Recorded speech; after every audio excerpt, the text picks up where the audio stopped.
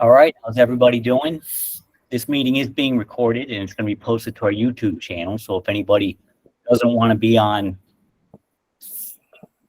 the video or recorded, please just turn your camera off. All right. So everybody's still going through the driver shortage. I know we just had, or we're going to have a drive a bus event, and we always do pretty well with that. So if anybody has any other ideas on how to get more drivers, we're all in the same boat, so please share your ideas. Ours is, of course, the drive a bus, where we allow people to drive the buses here on our campus. And we always end up with a couple new drivers from that. Our last meeting was held on February 15th. Ryan Murphy with New York Bus Sales, along with Jim Mitchell, they presented on GTech bus parts. And how they can benefit our companies. A few of the things they had was they went over their login, and they have a site. They have technical bulletins. So as products get updated, they have bulletins to explain this kind of stuff. New products, they have a whole section where it's all the new products that they can get. They can get parts for a lot of these different buses, even the ones that New York Bus Sales doesn't sell. They can get parts, and they do have delivery available.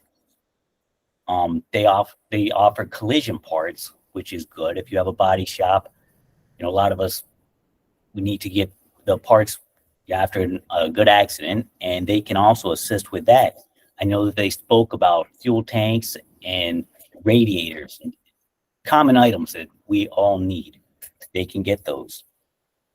Dan Hill spoke about Zep products, hand soap, soap dispensers, items for your wash bays and bus washing materials, soaps, brushes. They can assist us with all that as well. So along with who you're normally getting your products from, we can also utilize GTech bus parts as well. And they did have a nice website, and you can order stuff right from the site. And I thought it was a pretty informative presentation.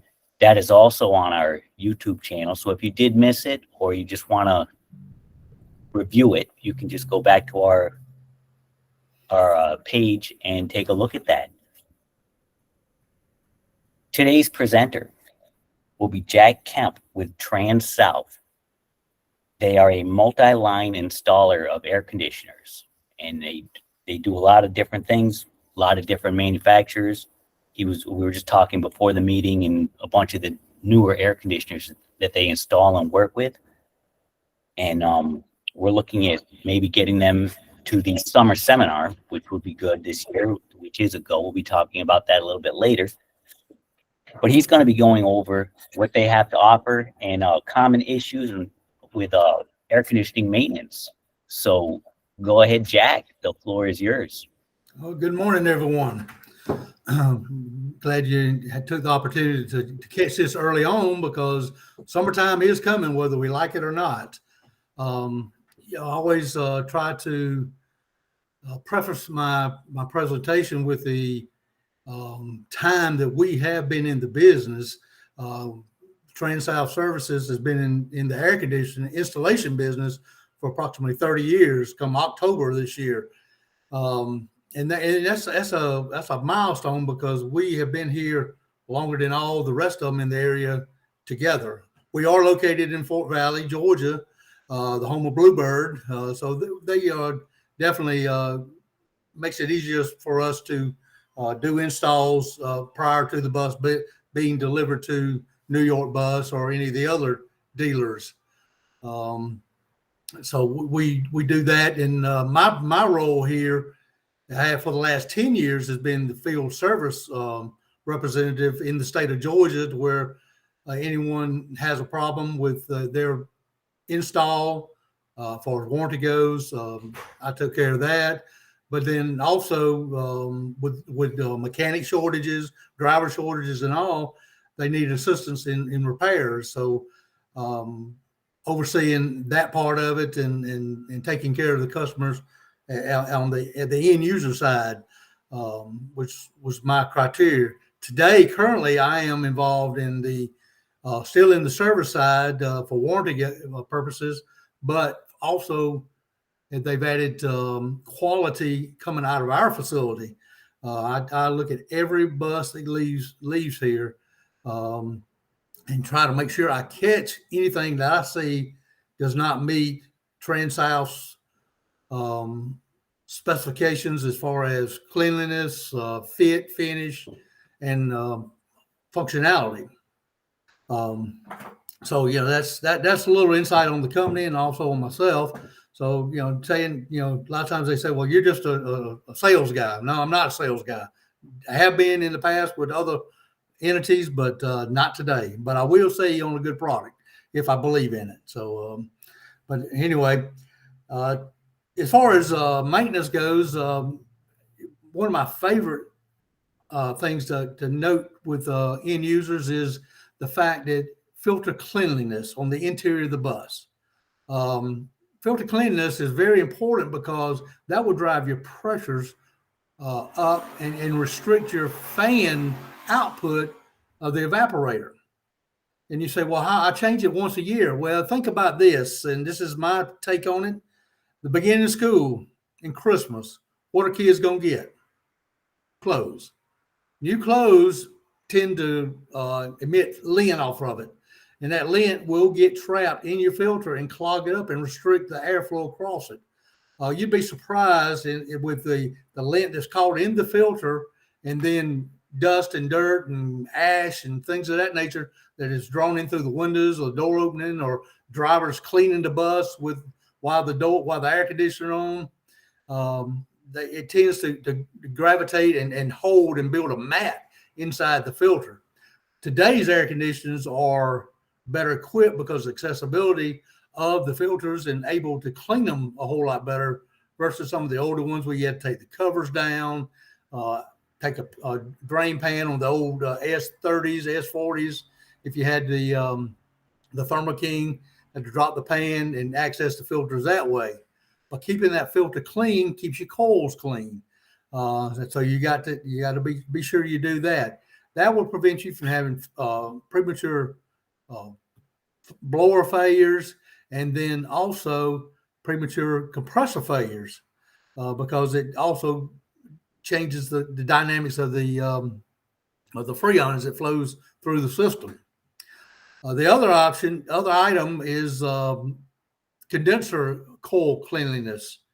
Failure to do that does not allow the condenser to cool the Freon coming off of the compressor, allowing it to give you better reaction and better cooling on the interior of the bus. What we recommend is taking and not using a pressure washer, but a hose to rinse the coils of the condenser back through the condenser coil.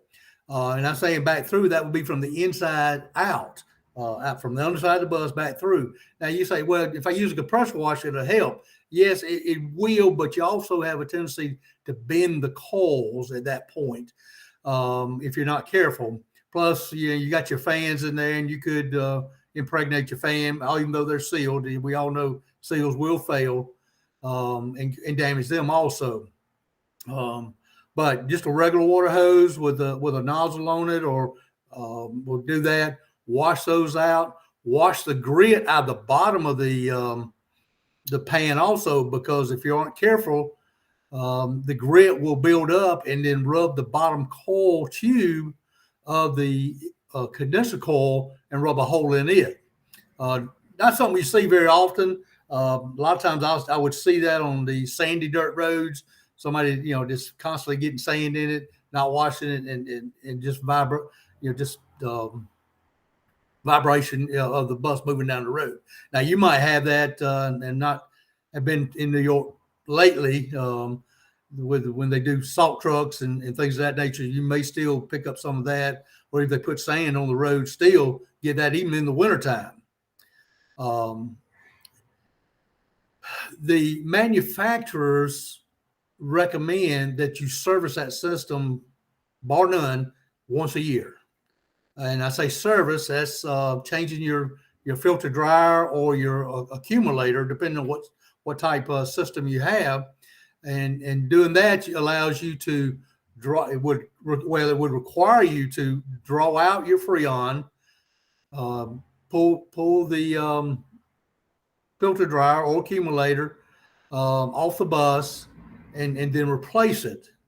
And my take on that is, that should be done, but school bus, you don't run it every day, and you might could get by with that once every 2 years. The downside of that, even though it's a sealed system, it's not a perfectly sealed system. Your hoses, as they age, will deteriorate and draw moisture through them. That's what the purpose of the dryer is, to pull the moisture out of the system to make it more effective. If you don't do it in time, you will have degraded your cooling capacities, and eventually you'll get into a cycle system to where it's on off, and cause you problems with your compressor at that point. A lot of it is just paying attention. Some of your systems have, and I'll use Valio because I believe in the state of New York, you're starting to get some Valios. You have within that system, you have an accumulator, which I mentioned.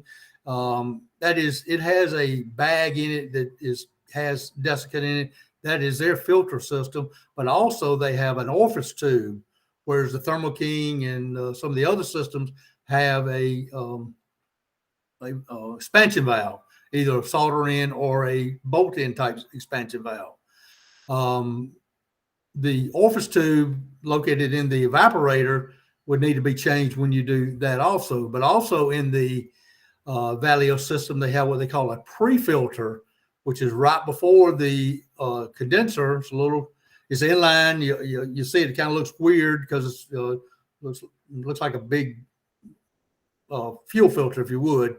But it screws in the line, and you would need to change it at the same time because it has a screen in it. So anything that goes through is going to be picking up, or in some cases I've seen the pre-filter have a hole in it where something went through it, a piece of hose or something, maybe even early on that didn't get caught by the orifice tube or the accumulator. So it would have damaged it. So in those situations, all three components need to be replaced. Electrical connections, they are so important. Cleanliness, making sure that you got good contact. I know one issue that I've had to address multiple times is on the Thermo King, which I believe there's a good many in the state of New York, is when they slide the terminal on the relay board, they slide it with the terminal and plastic and not get a good contact. If you do that with a condenser fan, it's got a good heavy amp draw, it will tend to melt that connector because it doesn't have the appropriate or proper connection at that point. So you got to make sure those are intact. Thermo King, they supply power to all components all the time. It's 12-volt power, but they switch the ground on the Thermo King to both the condenser and the evaporator. The compressor is powered off of the relay board. It goes power to power to power to power. So it is power all the way, and it would be grounded either through a case or through a separate ground right off the compressor. Each system has a ground, and past experience with my previous employers have taught me that grounds are just as important as your power are. You got frame ground, they should be grounded through the frame, directly to the frame, or through a a fitting with a star washer. And in each area that is a ground point should be ground down to the metal and then have a red Gliptol or some type of protectant on it to keep it from corroding. Because I'm sure you guys know, if you don't protect it, then the salt or whatever will get in behind that and cause corrosion at the ground point. I mean, this is probably a redundant thing for you guys because of the environment you live in. Switching on all units, Thermo King has had two types of switching. They in the past they had an electronic board. Today they've gone to the rotary switch, which is pretty basic for all systems out there today. There are some electronics in everybody's repertoire, if you would, but just a common on-off switch with a thermostat to control temperature and all that, and system on-offs are the norm. As far as systems go, the maintenance is simple. Do a little pre maintenance and take care of it, and know what you're looking at. Kind of helps. And understanding. One thing, I can get with Ryan later on, and if y'all need wiring diagrams or anything like that for our systems, I'll be more than happy to get with him and supply those to him, and he can supply, Daniel, if you would, and he can get it out to everybody if we need to do that. So that is readily available. It's just something you may not have access to right away. The other thing that I've run into in the past has been failures. One of the biggest failures that I see is hose to fitting failures. There are multiple kinds of fittings out there with different hoses and different clamping devices. Our number one has been Thermo King with the Air-Equip or Eaton hose with a what they call an easy clip. It's got an O-ring on the fitting. And then the other manufacturers, a lot of them will use, they have that option available, but they will use a Galaxy hose, which has no O-rings, but has knurls on the fitting. The clamps are located over, and each one of them has a locator so that you get it in the right position. Fitting hose to fitting failures on the Thermo King with Air-Equip. If you have to repair that, you want to pull the fitting. The fittings are reusable, all of them. You want to pull the fitting out of the hose, replace the O-rings on the hose, and then what I have done in the past is if there's enough hose, then you can sometimes maybe cut a zip tie and reposition it a little bit. You can pull it up and put it back on if the hose is good. One practice I use is I take my light and I shine down in the hose.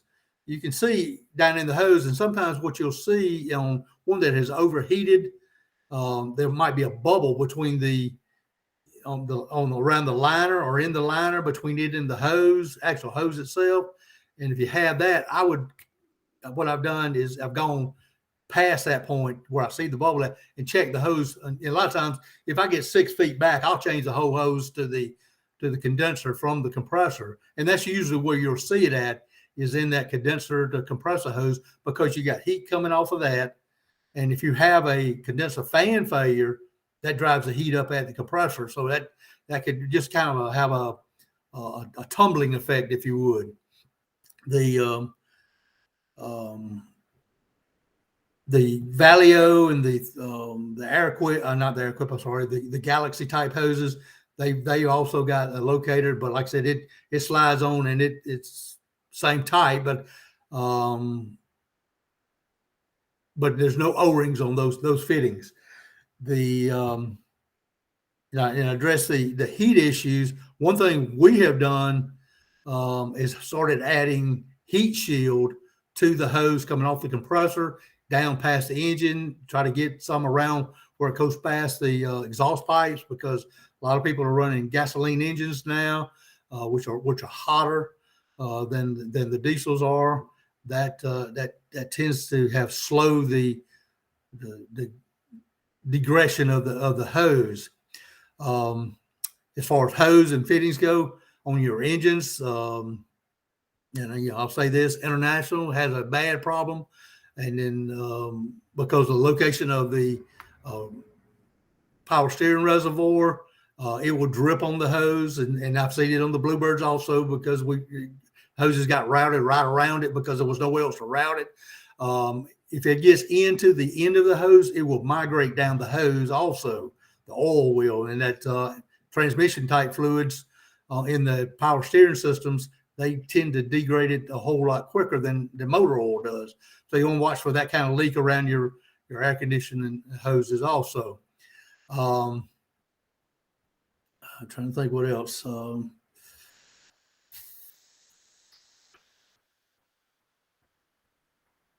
Underneath your unit, because you got your condenser and there's connections there.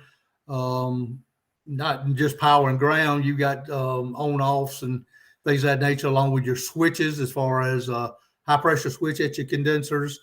In some cases, for us and with Thermo King, we've had to extend harnesses. And a lot of times that will be done at the rear of the bus, underneath the left second or third window. Those tend to have have had issues in the past. Also, clamping of the systems, also with the hoses and the harnesses there on all systems. Clamps tend to break. Wire ties tend to break. You need to make sure they're intact, because what will happen if it breaks, it will cause pressure on the next one up line. And I'm gonna say clamps worse than wire ties, because clamps are metal, and if it breaks and it works through the rubber coating on the clamp, you need to watch that, because once it does that, it'll get into the coating on the wire and then cause it to short out.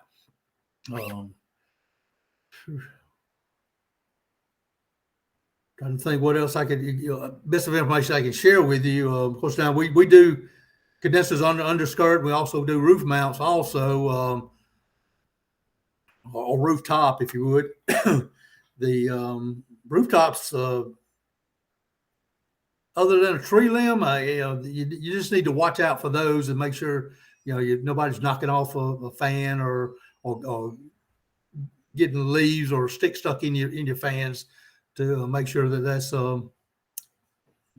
they're functioning also. That's the quick and dirty of what I've got to offer, Daniel. You got I want to open it up for questions for anybody that's got anything.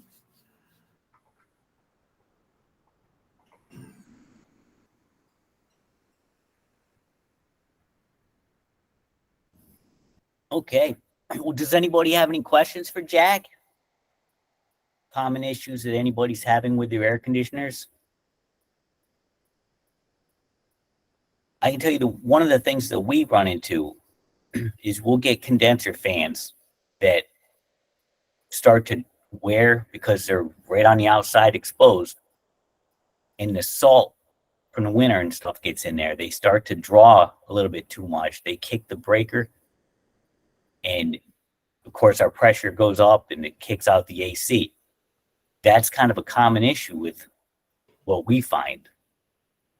I don't know if anybody else is experiencing that with their air conditioners. So during the PMs, we'll take and spin the fans. If it's got a little bit of a draw to it, you can feel it, and we'll make sure we change those fans.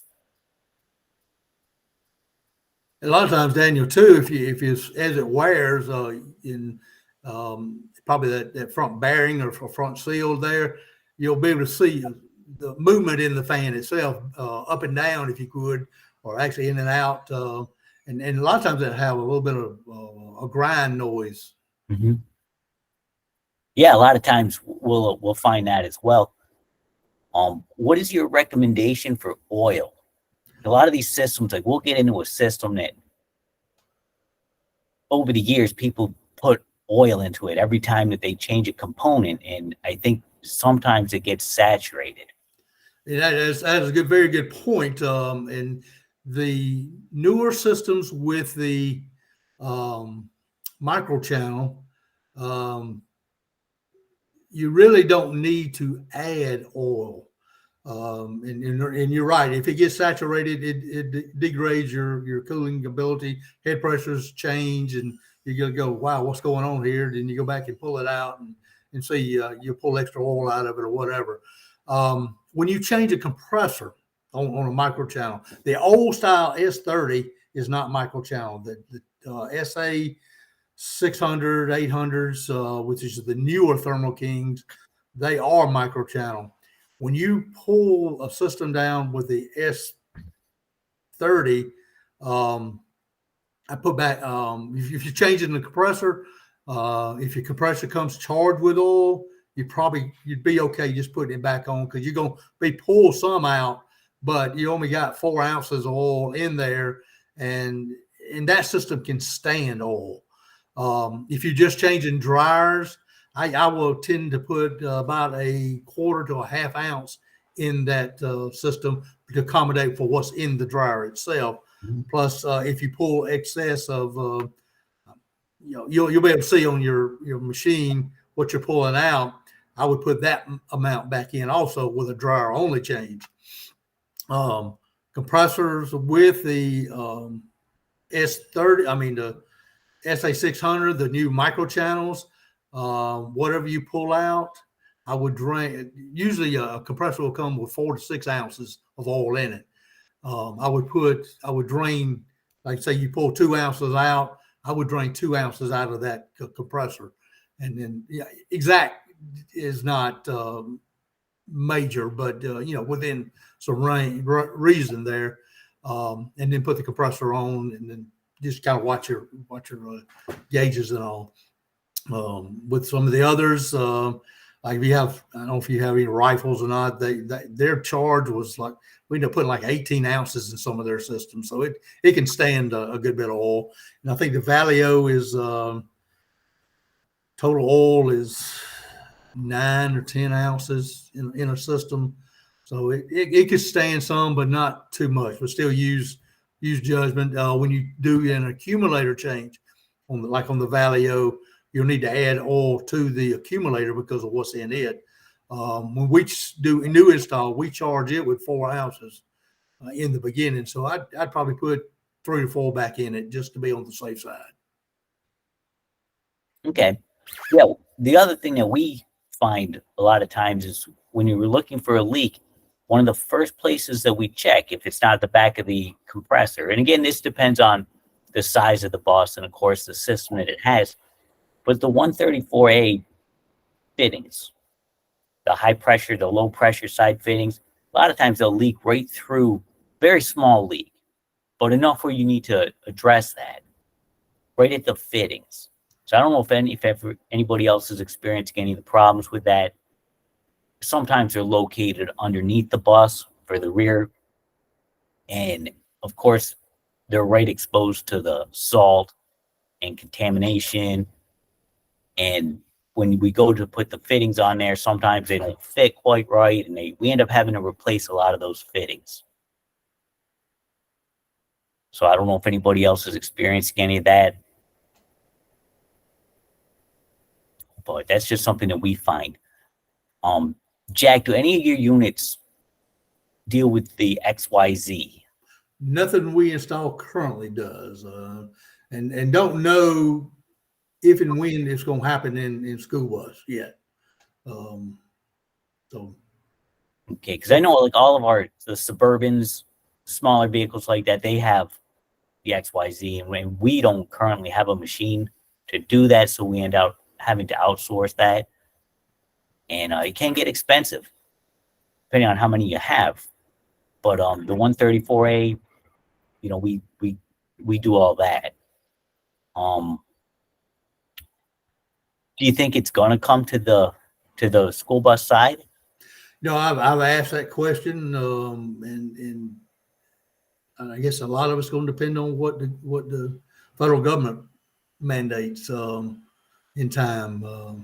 For what I understand, a lot of this is driven by um, the manufacturer of the Freon or whoever has a patent. When the patent runs out, oh, we got something better. So it kind of snowballs and all, and anybody can make R134 now, but XYZ, and only I think it's DuPont or whoever who has a patent.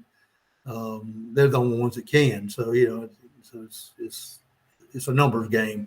But right now there has not been any talk, to my knowledge, to say, hey, we're going to do this and we got to have it done by this date. Okay. All right. So cleanliness is a huge deal that you find with AC, just keeping the compressors, keeping the condensers, evaporators, filters, keep everything nice and clean. Yeah, that's pretty much what we have to here at Shen. Does anybody have any other questions for Jack? If you think of any, please email them to me and I'll make sure that they get answered. I'll make sure Jack receives the questions and I will report back and email you any of the answers that we get. All right, Jack. Well, thank you very much for your presentation.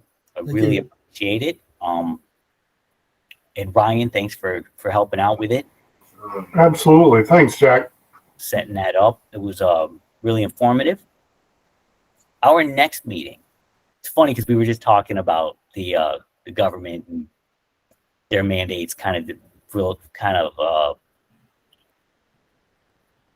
point us in a direction that we're going to be headed, even with the refrigerant. Our next meeting,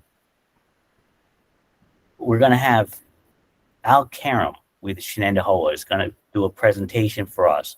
He'll be presenting on the true cost of electric buses.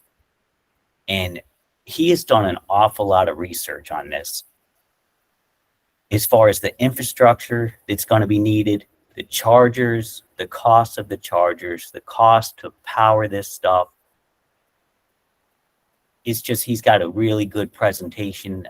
I mentioned it before that he presented at NIAP with this same topic. And even the politicians that were at the meeting didn't know all of the information that he had. So it's going to be a really good presentation. So I really recommend it. Everybody that can make it can make the next meeting. It is going to be on April 12th. It will be recorded and posted to our channel as well, just in case you can't make it. It's going to be one of those presentations that will be good to go back to and view again. And then we're going to move the Pasanellos. They're going to still do oils and oil sampling for us. That's going to be moved to the May meeting. Our summer seminar is coming along nicely. The vendors have started to express interest. A lot of them have already booked booths, and we're getting everything together with that. I believe the central chapter is working on a form for the mechanics to all sign up to go to the function, so we can get a head count on whoever's going to be there. So look for that. The vendor forms, Jack, I can get you one. It's actually a link that we've created that you click on the link, and it's going to we have rooms at the Crown Plaza, and you can book them right there, right on the site, on the page. We have the vendor letter of when you can set up and when you can tear down, and information on the event. And of course, if you have any questions at all, you can always contact myself, Pete Marini, anybody that's involved here. We can help out. Okay. But I'm the point of contact for the vendors. So if you have any questions, as soon as I get it to you, you can always let me know. So everybody be looking for the mechanics form. then you can fill that out and let me know who's going to be attending the summer seminar. Should be really good this year. We haven't had it in 3 years, so we're really putting our best foot forward to try to get it all back up and running again. We look forward to seeing everybody there. That being said, does anybody have anything else to add to today's meeting? Anything at all? Any ideas for future presentations that you'd like to see? I know we've got some new people here today watching, and want you guys all to feel welcome. If you have an idea that maybe you would like a presentation on, please let me know and we'll put it together. We'll find the person that should be presenting on it, somebody that's their forte. That's what they do. So keep that in mind. And at this point, I'm going to close the meeting if nobody has anything else to add. Dan, I just want to add to what you said about the mechanics sheets. Yes. Seminar. They are going to come out probably the end of the week. They're going to be sent to your school's transportation department, only because we don't have all the names of all the head mechanics, being that we haven't done it in 3 years, and we know there's a lot of changes. So we will blast it out to all the districts in New York in care of the head mechanic. So please be watching for it, and please fill it out sooner than later. If you have to do a PO on next year's budget, that's fine. We don't have an issue with that. But please just fill it out sooner than later so we know how you have a good head count. All right, that's all I got, and I hope to see everybody at the seminar. All right, awesome. Thank you, Pete. And as far as the capital chapter is, I'm going to be sending out a meeting notice for a steering committee meeting, because there's some things that we need to go over as well in getting ready for the summer seminar. So look for that. Does anybody have anything else to add to today's meeting? Also, and I know Dan did say this, if you know any other vendors that might be interested in coming to the show, please reach out to them, have them get a hold of Dan, and the more the merrier. Yeah, I know. I believe Scraper Systems is going to be involved. So I'm still waiting for a finalization on that, but that would be a new person coming to the seminar. So everybody's welcome. We want as much information to give to all of our mechanics that we can get. So any new products that are out there, new ideas, this is a exciting time actually in the transportation with the electric bus. And that's why we've been hammering the electric buses. We did all 3 manufacturers, the major 3. And now our next meeting, like I said, we're going to have a really informative meeting on the operational cost. And it should be good. We want everybody to be as informed as they can be. So does anybody else have anything else to add to today's meeting?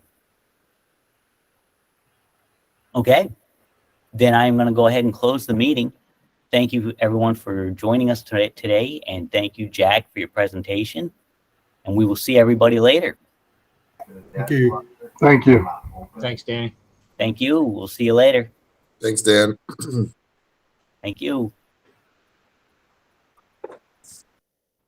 Evan, it's good to see you guys from Saratoga.